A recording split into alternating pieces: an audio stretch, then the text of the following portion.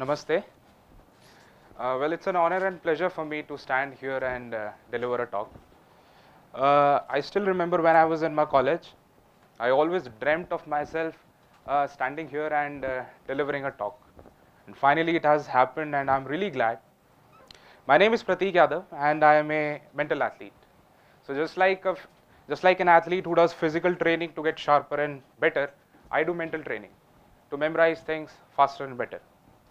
So we'll delve into memory training and memory competitions, but before that I would like to give a memory demonstration. So for the demonstration, what I'm going to do, I would like any 20 people to speak out the last 2 digits of their mobile phone numbers. Any 20 people, one by one, so that he can write. So you have to be louder so that everybody can hear.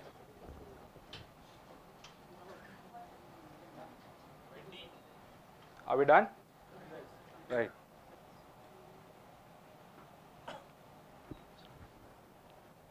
All right. So I will turn my face around and then I will speak out the sequence. Right. So the sequence is 0166 4196 9277 7811 0599 7548 4998 7390 1066 2631 9533 7210 and 9920.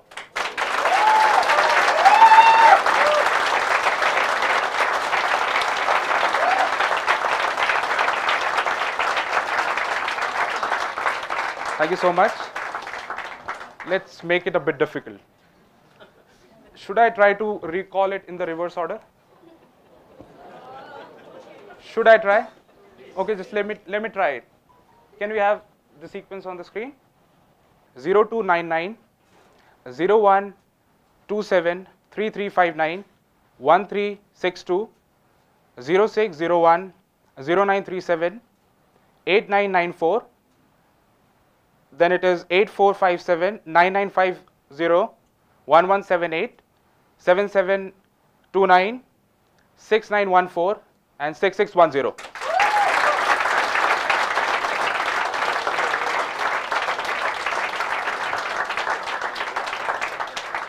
Thank you so much. In fact, I took a very long time to memorize this. So whenever I'm training, I do it really fast. All right. So I'll talk about memory competitions. I'm a memory athlete, as I told you before. So in memory competitions, mental athletes from all over the globe, they come and gather at one place. And they are tested in 10 different disciplines, which involves memorization of thousands of random numbers, binary digits, historical dates, abstract images, random words, names and faces, and much more. So the most interesting thing about all the mental athletes, including me, is that we are not born with this skill. We are not superhumans. We don't have photographic memories. We've just mastered ancient techniques to an extent where it has become second nature to us. Right. So I'll talk about myself, my experiences so far as a memory athlete, and what are the struggles that I faced during my initial days. So when I was a teenager, I was a lot into the spiritual stuff. I never really went out for the movies. I never had many friends. I never really believed in hanging out. I was kind of a very introvert person. I was not antisocial, I was an introvert person. So I was really interested in yoga and pranayams. I used to read a lot about Swami Vivekananda. So one day I was reading an article about him which said that he could memorize the entire encyclopedias and books along with the page numbers. And that thing really blew me away. And that was the moment when I got the inspiration from him to improve my memory. But then I had no clue how to go ahead. So curiosity started creeping up in my head as the day progressed. I started searching on the internet about various ways through which I could have enhanced the productivity and potential of my brain. So finally, after researching quite a lot, I read a lot of articles about how our brain functions and about the ancient memory techniques. So these ancient memory techniques were created by Simonides or the ancient Greeks, because back then there were no gadgets, there were no calculators, there wasn't any technology. So in order to memorize huge amount of data rather, they had no other option except memorizing them. So all the memory athletes, they are basically using those ancient techniques. There is a slight improvisation in the system, that's it. So I created a system over the course of few weeks. And after completing that system, I started practicing relentlessly. So it was a lot of fun initially when I started practicing it. It looks very boring, like you are memorizing numbers and binary digits. It looks really boring. But the person who is actually memorizing it, there's a lot going on in his head. So I really loved the idea of pushing myself every now and then. I wanted to go faster. I wanted to memorize more every single time. So within 2 months of my training, I was already breaking national records in training. Then after a few more months, I started breaking world records in few disciplines while training as well. So I became really confident that I was progressing so fast. So in 2013, I went to Mumbai. That was my first ever competition. That was National Memory Championship. So that was my debut championship. I was confident enough of winning the championship. And fortunately enough, everything went accordingly, and I ended up winning the championship with a record-breaking score back then. And I won with a huge margin. And ever since, I've been competing on a regular basis. And I've been winning those championships for the past 4 years. And I'm also ranked #1 in India when it comes to memorizing things like these.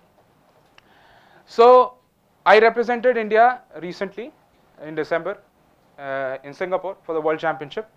And there I won 2 golds and 1 silver.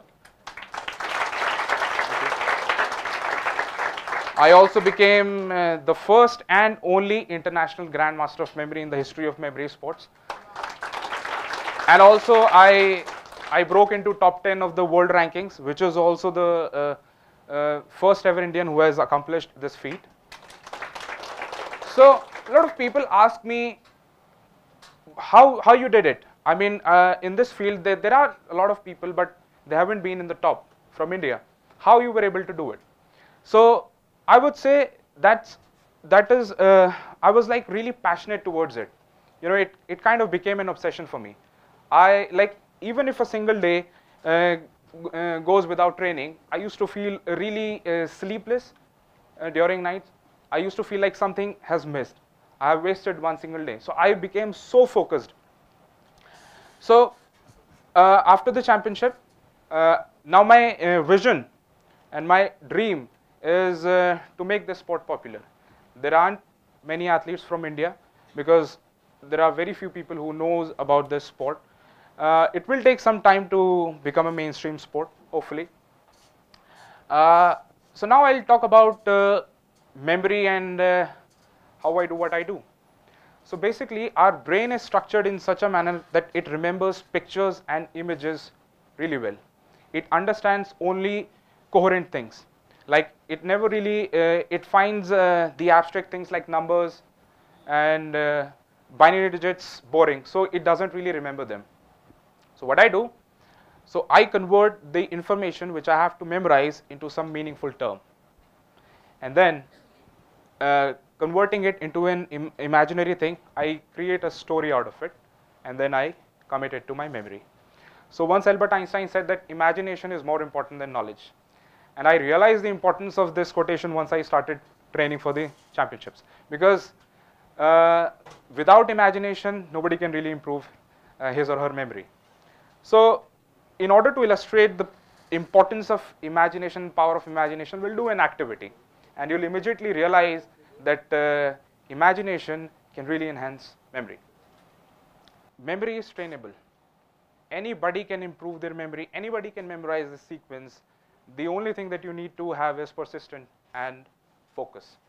All right, so we have a list over here, as you can see the list.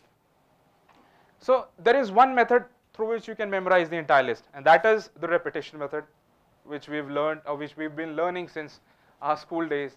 Our teachers have taught us to memorize anything by doing repetition method. But there are certain drawbacks of this method. The drawback is that you have to constantly revise everything in order to keep it permanently. So I'll tell you an alternative method. You just have to imagine, you just have to focus on the story what I'm going to tell you and focus what is going to be pictured. So the first word is elephant. So you have to imagine a huge elephant. Huge elephant. Just imagine. So the elephant is holding a key in its trunk. Just focus on the story. So the elephant is holding a key in the trunk. Then he took the key under a waterfall in order to wash it. So when he was washing the key, a fish immediately popped out of the waterfall. Because the waterfall, you have to imagine the water was magical. So when the fish came out, you have to imagine fish ate that key.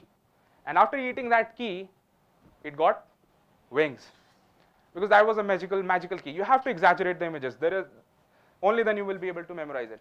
After getting wings, it flew long and long away, and it reached the desert. After reaching the desert, there was a tornado coming up. So the tornado came up. Soon it became a fiery tornado. It became a fiery tornado. So the fiery tornado, so after like moving around, it actually threw a telephone out of it. It might have consumed somewhere while going across. And as you know, the telephone, it became really, you can say, because it came out of the tornado, it became very dangerous. So it was emitting radiations. So now you have to repeat the story with me. So elephant came, had a key on its trunk, right?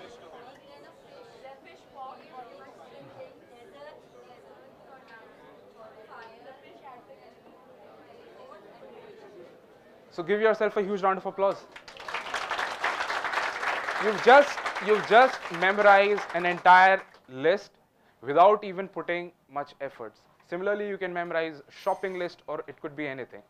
So now, I'm sure you won't be forgetting this list for a while, because whenever I ask you in future, you'll immediately get the story. So that is how it is done. And thank you so much for having me here. Thank you.